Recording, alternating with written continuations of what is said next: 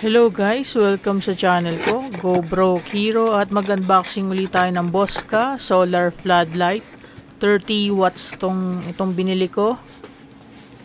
Meron na tayo nito dati. Ito bukas o butas yung box niya. Ayan, ganun siya dumating. May butas. So meron na tayo nito. Gagawa tayo ng review. 3 years old na yung luma nating ganito. At ito, bumili nga tayo uli. Pasensya na kayo sa pa ako. At sa mga ibang kalat dyan, nag-unboxing din kasi ako ng iba. Sa ibang video ko. Ayan, ito yung mga laman. Remote. Hindi kasali yung paa. So, ito. May solar panel siya. Kaya lang yung solar panel niya ay plastic na yung frame. Tapos yung remote niya, konti na lang yung function. Pero 30 watts to. At Bosca yung brand nito. Ayan. Mamaya ko pa ipapakita yung remote. Ayan guys, nahilo ba kayo sa transition? At ito na nga siya. Ayan, kung may kita nyo, nilagay na siya sa poste na ngayon. May sarili na siyang tubo. Ayan yung solar panel niya. Plastic lang siya, maliit na lang siya ngayon. Pero 30 watts yung ilaw niya. Subscribe na lang kayo para malaman nyo kung tatagal ba tong ganitong solar panel. At yan, nasa labas nga siya.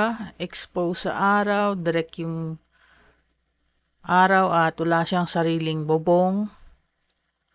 At plastic kasi yung frame niya. Pero yung bakal niya na stand, bakal yun. Bakal yung stand niya, plastic ang frame. Kaya ang tanong kung malalaglag ba yan sa ganyan. Kaya kailangan nyo mag-subscribe para malaman kung hanggang kailan siya nakatayo dyan.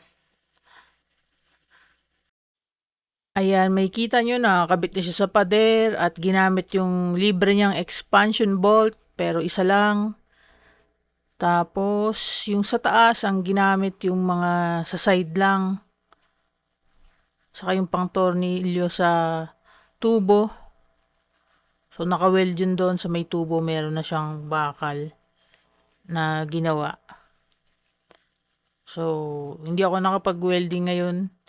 Yung tatay ko yung nag-welding nito ngayon. Tapos, may kita nyo yung solar light nga ay 30 watts na siya at IP67 daw siya. At medyo nag-iba nga yung itsura na niya ng Bosca na 30 watts. Kasi wala akong 30 watts. Meron akong 25 watts. Sa previous video ko, 3 years old na yung 25 watts ko.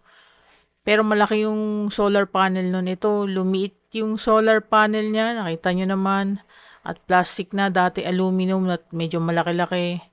Pwede nyo rin check sa previous video ko kung gaano kalaki yung aluminum na solar panel. So, puntahan nyo na lang. Link nandyan sa description naman. O kaya, i-comment nyo na lang para i-reply ko na lang sa inyo. At ito na nga yung remote niya. Ayun, pinindot yung on. Ayan. Tapos yun yung running light niya, yung pula. Doon yung malalaman pag puno na o nagcha-charge pa rin. So, yan lang yung option niya. Wala na siyang dim light, saka pampalakas. On-off lang, tapos timer, 3 hours, 5 hours, automatic. Ganun na lang yung remote niya. At 30 watts nga to na model. Ito yung bago. Ngayong 2025 na binili ko. So, sapat ba yung ganun lang kaliit na solar panel? At yan, nakita nyo naman, full charge siya. Nung pinindot ko, dun lang siya na-discharge. At ibig sabihin nun, sapat nga siya. At yung video na to, mga 2:00 ng hapon ko pa lang to pinagtitripan, tong solar light na to. So, na full charge na siya nung 2:00. Hindi ko alam kung anong saktong oras siya na full charge. Pero ayan, na full charge nga siya. Pero yung mga ganito kasi mahina sila sa bagyo. Lalo na yung maliit na solar panel pag mabagyo. Hindi siya umaabot ng 12 hours. Pero kung malaki-laki siguro yung solar panel, mas malaki siguro yung harvest, as mas may chance na ma-full charge nga siya. Hindi ko pa alam kung ilan yung battery nito sa loob kasi hindi ko pa siya pinakailaman. Next time na lang. Sayang kasi mavo-void ang warranty. Pero yung mga previous ko kasi 3 years na nga hindi ko pa ginagalaw, hindi ko pa binubuksan. Basta yung boss ka kasi yung iba kong binili, hindi siya talaga tumagal. Nasira agad yung solar. Yung isa may ganyan ako na solar eh. Maliit lang. Nasira agad yung solar niya, hindi na siya nagcha-charge. Kaya alamin natin kung tatagal nga to, subscribe na lang kayo. Yung panel lang palagay kong issue dito, hindi ako sigurado kasi ganun nga yung isa kong indoor na solar.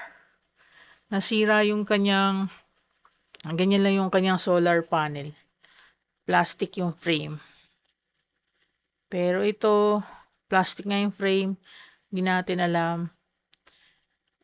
Yung previous ko, napakatibay, hindi pa sila nasisira. Yung isa nabasag lang. Yung 25 watts ko, nabasag na yung kanyang solar panel dahil yung ongoing nga yung construction dito sa amin, hindi iningatan ng construction worker, nabasag, hinagis ata yung yung solar panel nung tinanggal niya. At medyo sablay yung mga construction worker na gumawa. Pati yung dalawang internet ko, muntik na putulan yung PLDT saka yung converge na fiber. So, wala na daw yun. Puputulin niya na daw. Buti nakita. May nakakita sa amin. At nasave yung aming fiber. Dalawa pa yung puputulin niya. So, buti lang hindi niya naputol. Pero nabasag niya yung solar. So, nagtibag kasi sila. At ayan. Subscribe kayo para ma-update kayo. Link naman nito ay nasa description na at medyo mura nga to ngayon. So, click nyo lang yung link sa description. Bye-bye.